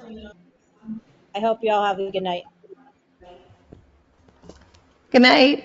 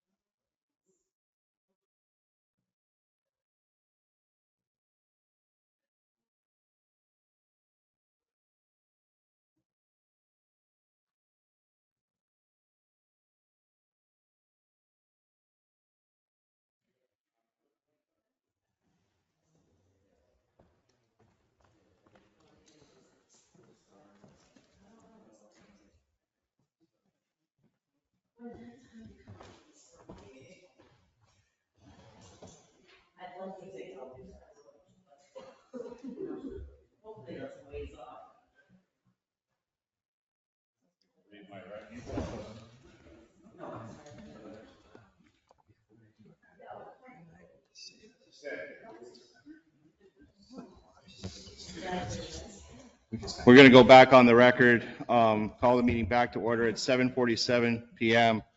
I'm going to move that we have 8 FW Whitcomb perform additional paving, which would include the several areas on the Ira settlement where the culverts have been replaced for an additional estimated cost of $2,800. Is there a second? Second. Any discussion? I'm sorry, I missed that. Did you say above 50 degrees in there? Nope. Thank you. Can you add that to it or not? If you want. I didn't think of that part.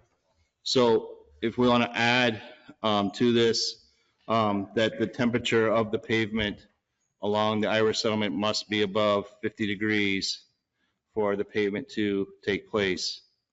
I don't know that that's necessary because Whitcomb, will do its job and you're going to follow through. Okay, so that's fine. So what we can do, Dan, is that if you want to offer that as an amendment, then we can vote and discuss just the amendment. So you'd have to offer an amendment to the original motion. We can get a second, then we can discuss just the 50-degree component and vote on that. If that passes, then it would be part of the original motion. So the original motion before the board right now is to agree to pay Whitcomb an additional $2,800 for those several areas. So if you'd want to entertain a motion for an amendment to that, this would be a good time. No, I think I'm good. Thank you. Okay. Are you ready for the question? All those in favor of the motion as read, please signify by saying aye. Aye. Aye. Aye. Aye. Opposed. Motion carries 5-0. Thank you, Brad, for writing that up. Russ, what else you have? That is all I have for this evening. Thank you. Thank you, guys. Have a good weekend. I'm going to stay for a few minutes. Okay. Next up is the town administrator report. So, received an email from, I'm sorry, my mic wasn't on. I received an email from Kurt Johnson on Friday, the 6th of September, stating that he was resigning from the Highway Infrastructure, Equipment and Infrastructure Committee. I did not include that resignation in your packet. I believe you received it personally, and I felt it was personal. So I don't know how you would like to proceed with the committee. The committee right now consists of Clark Elliott, Mike Weisel, and Andy Rowe. So I believe, and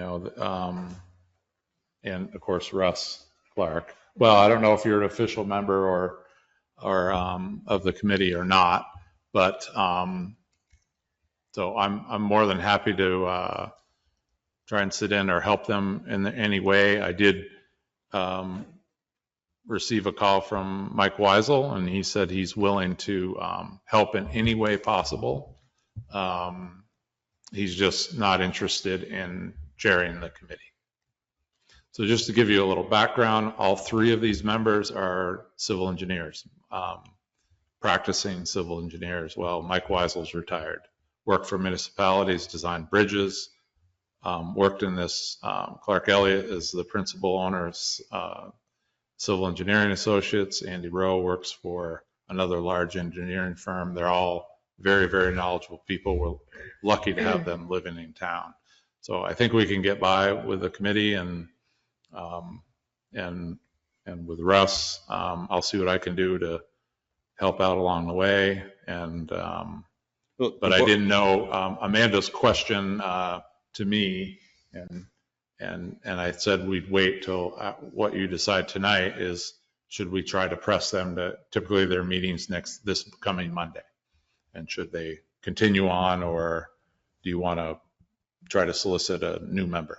So the board is going to have an executive session, and I feel that your question is valid, and the board will respond accordingly, but we are going to be going into an executive session, which I feel will directly correlate to this question. So stand by for further direction from the board. Sounds good. I do appreciate Kurt's. I just want to say that he's been a tremendous help to the town for a lot of years, and very dedicated. So appreciate his time. 12 Dumas Road FEMA buyout. As you know, we're still kind of in limbo. The award end date is mid-April of 2025. I've been in contact with Vermont Emergency Management. I think there's some hesitation on the residents' part about being able to move in the winter, thinking that she still has not signed the agreement. I believe she may be willing to sign the agreement. She's looking for a little more time. So after talking with Sarah, talking with Lisa at Vermont Emergency Management, she believes that we can get an extension. So she's going to be working on that. I'll be able to touch base on you. I think that would be the ideal thing if the resident knew that there was a 3-month extension and they could be able to get out, find a new place, perhaps in another state, that we will be successful. So that's the update on that. The emergency generator installation. So the town garage is all fully up and running. It sounds great. They did a nice job on the installation, I think. We tested it. It's fully functional. As far as the town hall, we have the generators installed on the pad. The conduit is run to there's a pedestal here, a pressure treated pedestal that's been constructed. The switches are on there. And a new pole has been installed by Green Mountain Power and the guy wire. So we're ready to, Brookfield Power did reach out, so we're ready to do the next phase. They'll come in and mount the meter, run a new service to the building here because we decided to upgrade the service. And I'm just a little confused at whether they need the power company out there. It was my impression they wouldn't need the power company there, that they could just leave a bunch of the line right at the base of the, and maybe Patty could. I don't know the answer on that. Okay, so I think what I've heard before is like you could leave a bunch of wire at the bottom of the pole, and then the bracket is mounted on the pole, and then they would run it up the pole to the new transformer they're gonna, or the new service that they're gonna bring across the road. So we're very close to getting that done. I think we should have it done by the end of the month. So Bob and I received the Essex Rescue Annual Report. So this is typically the annual report that we include in our town report. So I've included that in the packet.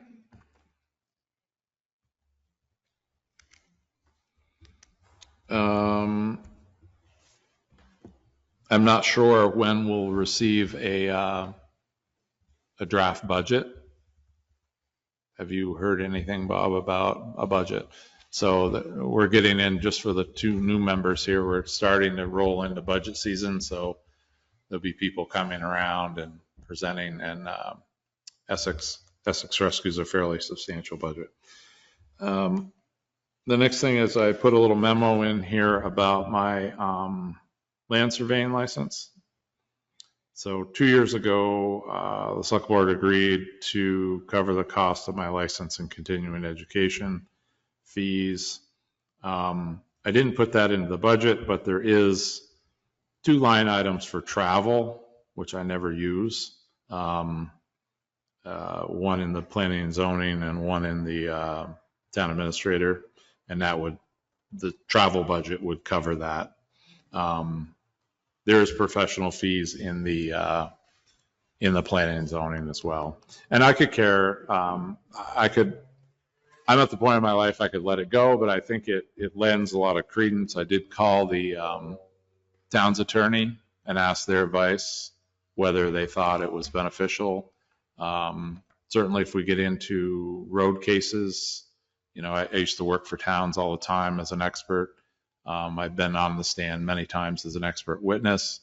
And if we did get into that situation, not having a license, I wouldn't be considered an expert. So, although I could probably get on the stand, but they would try to discredit me for not. I think it's a good idea to renew it.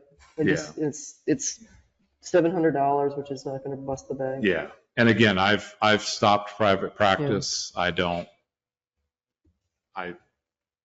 I do a drone flight for a company that I've always done, but that doesn't require a license, what I do. So I move that we cover the professional license request for Brad for land surveying license renewal up to $700. And the additional fees associated with maintaining the license. Yes. Is there a second? I'll second. Any discussion? Hearing none, are you ready for the question? All those in favor of supporting Brad with a $700 surveying license and the associated fees with maintaining the license, please signify by saying aye. Aye. Aye. Aye. Aye. Opposed? Motion carries 5-0. Planning and zoning position. So Charlie Baker will be joining us. He's the director of Chittenden County Regional Planning. And I remember Jennifer and I had pitched this idea about possibly utilizing them as a feeder for this position. And we're still in talks with Taylor Newton and Charlie. I'm not sure if this is it's not as easy as regional planning just saying, sure, let's do this. They have a board of directors, which I sit on, and it would have to be presented to the board of directors to see their feelings on it. But I think Charlie feels pretty strongly that the model could work. So I'm going to encourage, so Charlie's going to come and give his annual report, basically just kind of talks about how some of the ways or things that are going on in the legislature, how Chittenden County Regional Planning has helped us as a town kind of what we're getting for our dues. So I'm going to encourage him maybe to be prepared to talk about that very subject if you'd like next time. Okay. So I stuck this kind of in an odd space because I thought it was appropriate to possibly approve the minutes from the Class 4 road hearing in a separate manner. And by doing so, it reflects the, what was said that night and the people's thoughts. And then perhaps you could provide some guidance on maybe what your thoughts are about future steps or where to go next. So I'll entertain a motion to accept the meeting minutes from the select board dated August 29th, 2024, as it relates to the Class 4 roads public hearing minutes. Is there a second? I'll second. Any discussion? Yes, I'd just like to note that I was not in attendance at the meeting. It says that I was, but I was not in attendance at this meeting. Okay, good catch. So I will abstain. Okay. Anything else? Seeing and hearing none, are you ready for the question? All those in favor of the minutes, with the exception of the removal of Patty's name as being present, please signify by saying aye. Aye. Aye. Aye. Aye. Opposed? Any abstentions? One abstention, Patty Richards. So Bob Stone, aye. Maureen Collins-Kolb, aye. Dan Kelsey, aye. Dan Steinbauer, aye. Motion carries 4-0 to 1. So now you're looking for direction on. Yeah, I just wanted to say, I think you could still sign the last page if you want, and I could fix the first page, but yes. And if you feel like you don't, there's no pressure. I'm just kind of wondering where we go from here, what your thoughts were. I don't know. I guess that's my first crack at it, is that I don't know what the next steps are. I mean, we've come this far. We've had a committee. They've given us a report. We've heard from the committee, and we've heard from the public. So now, what is the select board's desire to, what would they like to do next? I believe accepting the minutes and approving them is only an affirmation of the hearing, which was a very helpful thing. And it's good to have those minutes because it records what people felt and said. And I think that having the ordinance, which will be, we'll have to have another hearing for So the idea of this is a non-binding policy, basically. Right. Okay. It's not an ordinance. It wasn't pitched that way. Our attorneys advised us that more or less it's a guidance tool for you all, how to proceed with Class 4 roads. Well, I think we can just proceed, as to, what the guidelines are saying and be judicious about it. We have the document. We have a hearing with people's feelings, and we want to take that in consideration. And we can make a few decisions based on that.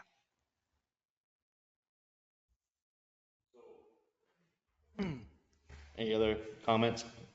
I'm trying to, I missed the public hearing. Was there a guideline submitted as part of that There were meeting? recommendations that they made for the 12 roads.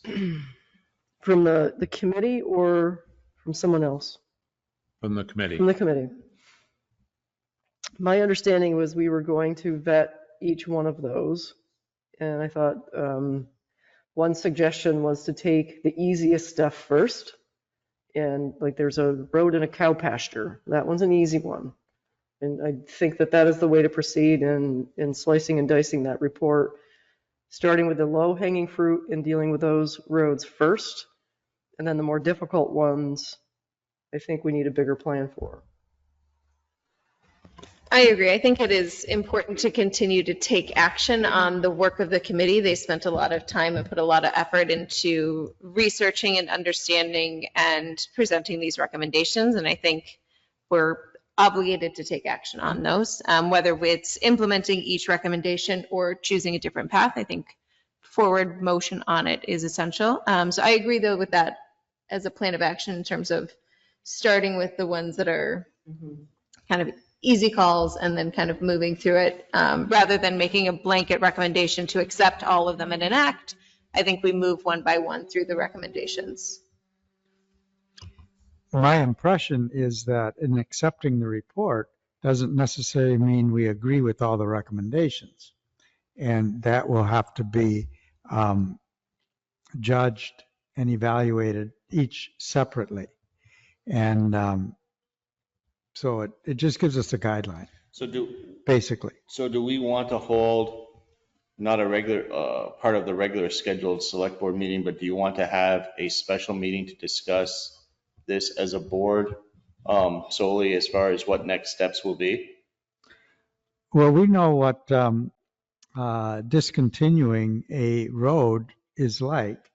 And if there is some obvious, as it was called, low-hanging fruit,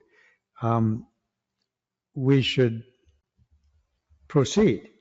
And I think that that started in a regular select board meeting the last time I was a part of it. Is that correct? Yes, so, a good suggestion would be, I think the one Patty's referring to is Town Highway 32, which is up off Silly Hill Road. I think that would be a good way to get ourselves refamiliarized with the process. So what I could do, if you'd like, is just start dabbling in a little bit of the research about that highway and consult with, so Joe McLean has now moved on to the judiciary, but I spoke with John Klesch. He'll be the one handling road cases. So I could just, maybe I could briefly discuss that we're thinking about discontinuing that highway, and then I could bring that information back, and then you could make a motion to, to do that on your own motion. So remember, there are two different ways to do a road, by petition or by your own motion. So, but having a little more information about what it's like, and then perhaps talking with Burton Rawson. So that's where I suggest. I think there may be some wisdom for the board to have, because eventually we are going to come to a point in this where we're going to have to make some decisions as far as the roads that may be class 4, if we're going to take any other action with them, and determining what that's going to look like. So this one may be easy, but there's going to be other roads that are going to come up that are not going to be as easy, because there isn't anyone that lives on this town highway 32 other than a single property owner. If we're still thinking about the same one out from Silly Hill Road that, as was stated, goes through the cow pasture. Well, that's to be assumed, Well, that's very true. Yeah. Rawson's may, but I think we've talked, I think there's been communication with Rawson's, and at the time, Rawson was okay with that, happening, but they may have changed their mind too, and it would probably be good to, go through this process to see and give them every opportunity to, come before the select board and kind of go from there. Yeah. So perhaps going into budget season, it might be an appropriate time to talk about the roads that were recommended in the committee's report, and if any monies to be allocated for those roads or for class 4 roads in general. Agreed. I know how much detail goes into this, and we aren't going to do all of them in 1 year. That may be something that we want to consider though, Dan, is that we may want to say, if there are 12, then we'll try to address so many per year and spread it out. I don't know. Excuse me. Does come at a cost.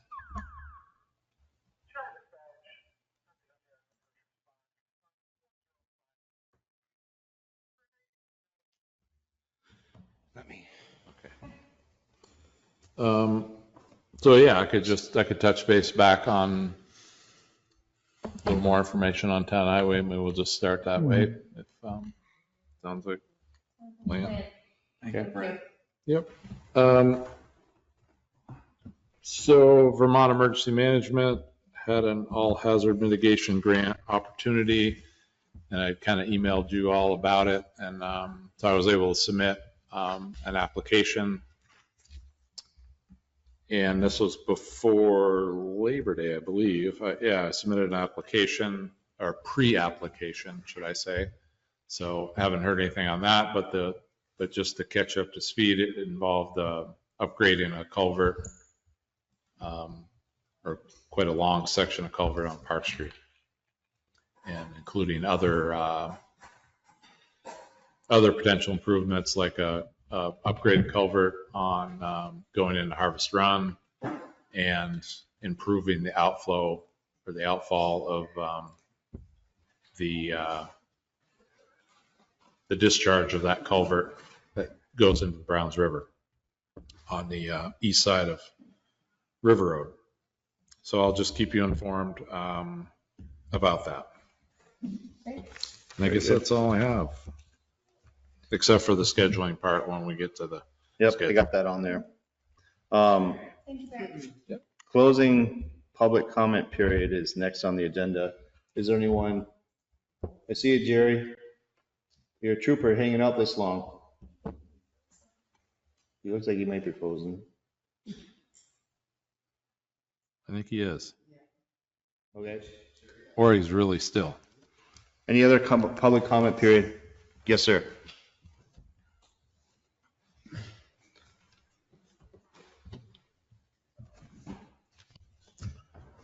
George Gallant, 61 Poker Hill Road, and I'm going to give you a little history lesson on what these trees.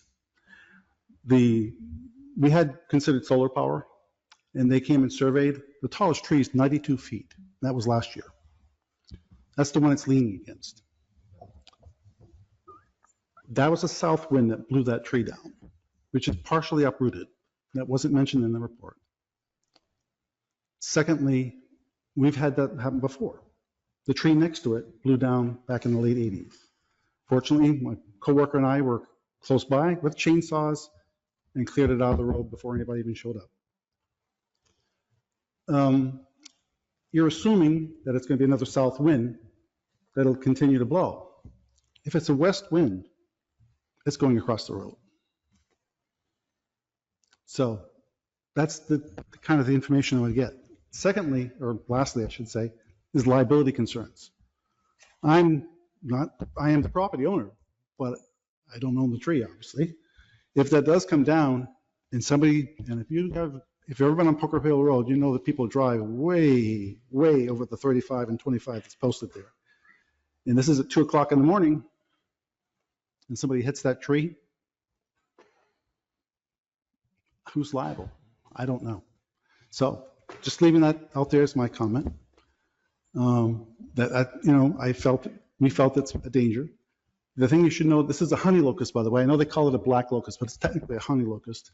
They have a white flower that's sticky, and it gives you the name of a honey locust.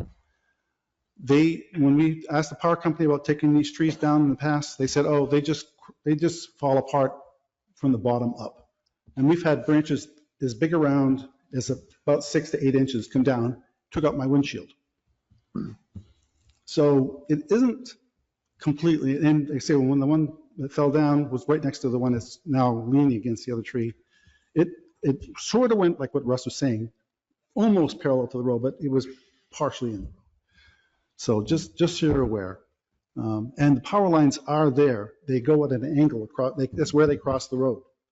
So they're not directly across the road, they're kind of at an angle. So just to give you the full picture of all that. So that's my comments on that. I did have a lot of comments on this room, and I had some questions about that, and I'll kind of talk to Brad about that later. I guess it'd be probably the most appropriate thing. That's what you feel is appropriate. I mean, I've been taking notes, and I've been involved with doing arrangements and things like that, Americans with Disabilities Act, and those types of things. So I have a lot of questions about what you guys are planning. I looked at the drawings and they didn't answer my questions. Now they're just conceptual.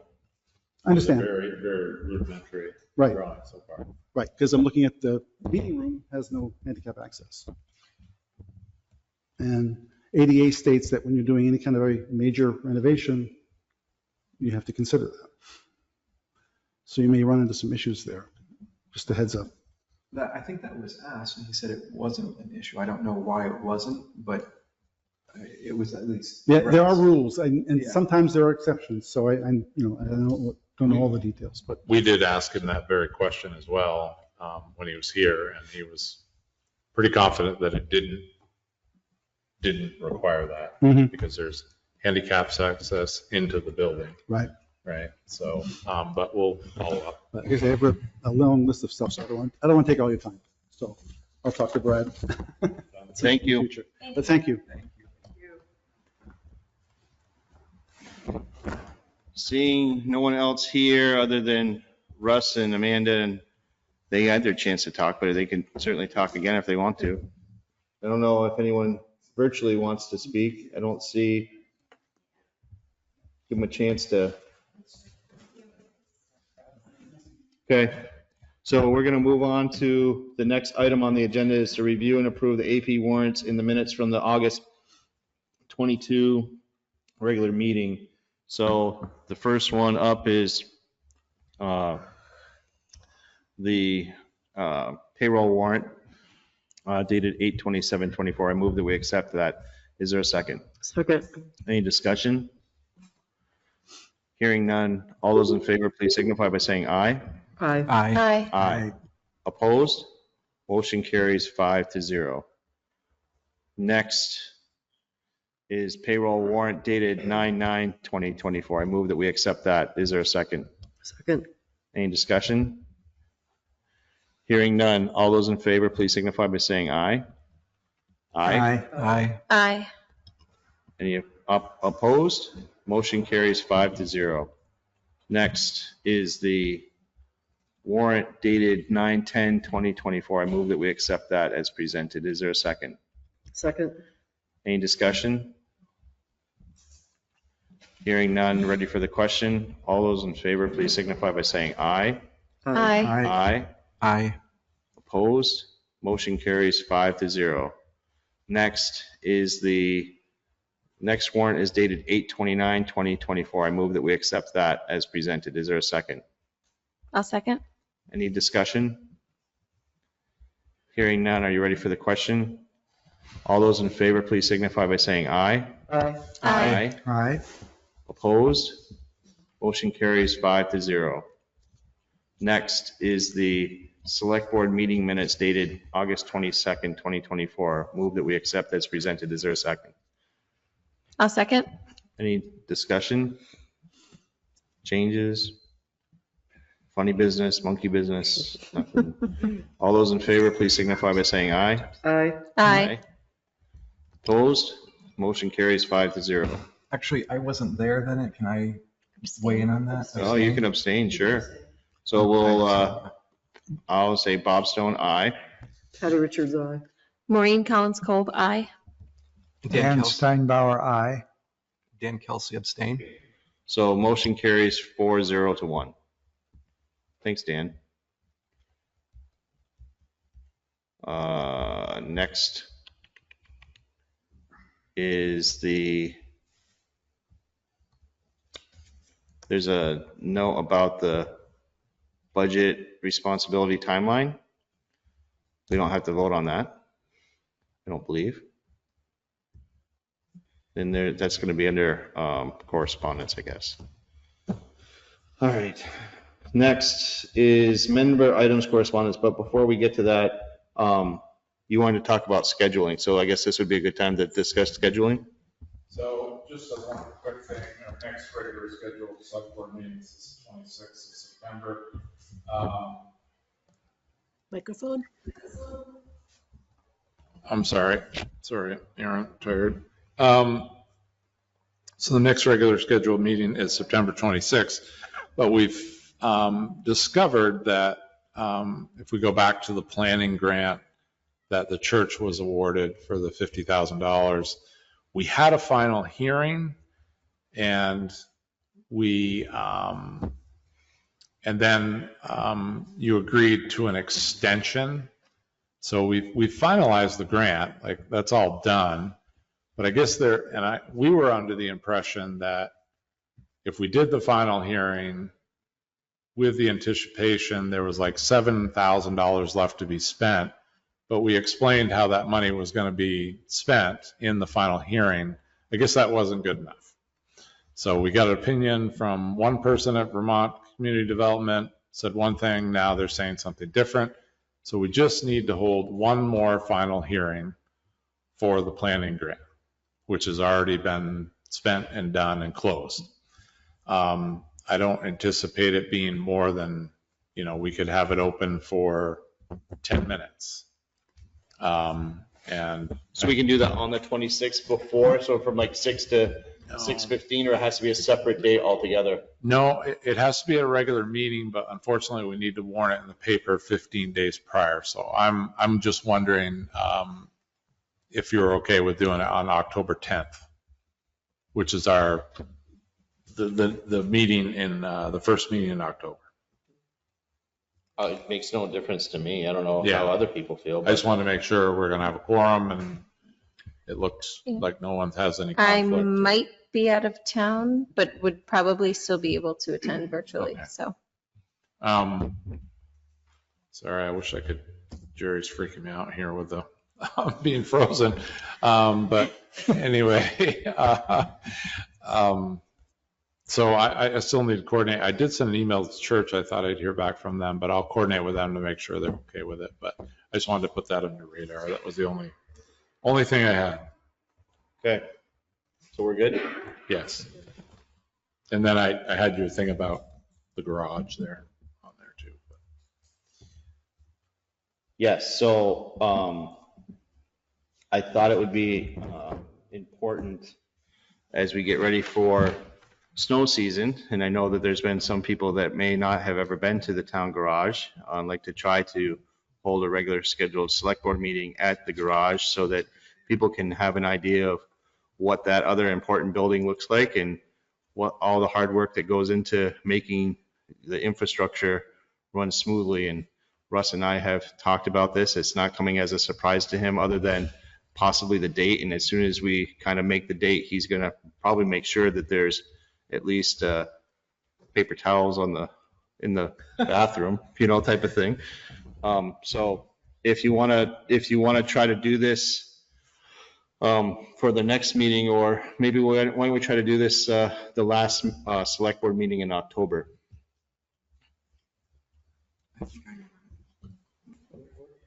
Like to try to aim for the 24th of October to hold our regular scheduled select board meeting at the town garage. I may not be here, but if that happens, I'll probably pop in just to say hello. It sounds good. It's a good idea. Okay, so we'll try to, maybe we might want to put a little bit of, we can talk offline, but maybe put some extra notice out about that, because it's going to be at a different location than typical. Yeah, we can bring some chairs over. I'm assuming your internet connection is fairly decent. Is there a reason why we can't do it for the next one? I'd like to give Russ an opportunity to make sure the flower beds are cleaned out and, all the cobwebs are, he does a very good job of keeping everything neat and tidy over there, but the flower beds may be a little bit different, so. If you want, if Russ wants to, we could certainly try to go for the next one if you want, if that would be advantageous for you because you're going to be out of town. I don't mean to make light of it. So I think the whole point is to try to get as many people on the board there. So I'm not opposed to doing it. It was just out of respect to Russ to give him time to make sure that it's the way he wants it to look, you know, for our meeting, but. So would you be okay with doing the next, in 2 weeks, doing it up there? There's a chance I might not be able to come, but that's not, I should be able to come, but I'll do my best. I know. I'm Or sorry. you could wait till the October 10th date, and then I think that's well, of course, that'd be the, Yeah, you wouldn't want to have the hearing. in and a that- different probably one. not. No, I should be back for,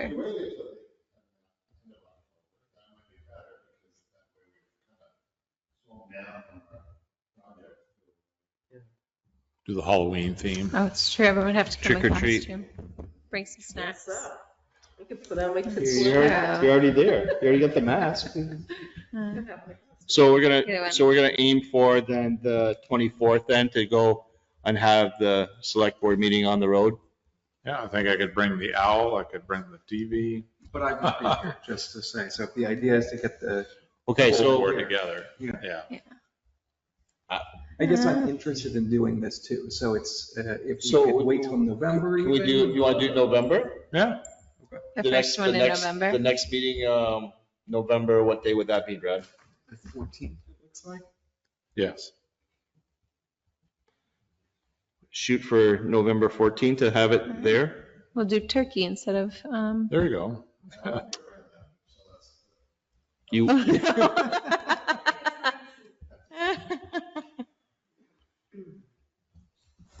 okay, so we're gonna aim for November Okay. 14th. Got it. Very good. 11:14. Let me go back to.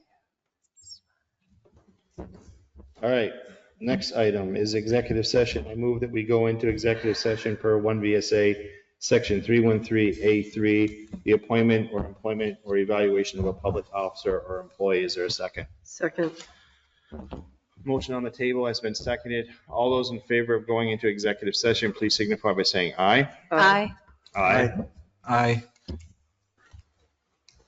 All those opposed with a nay? Motion carries 5-0. We are now in executive session. The time is 8:27. Please stop the recording.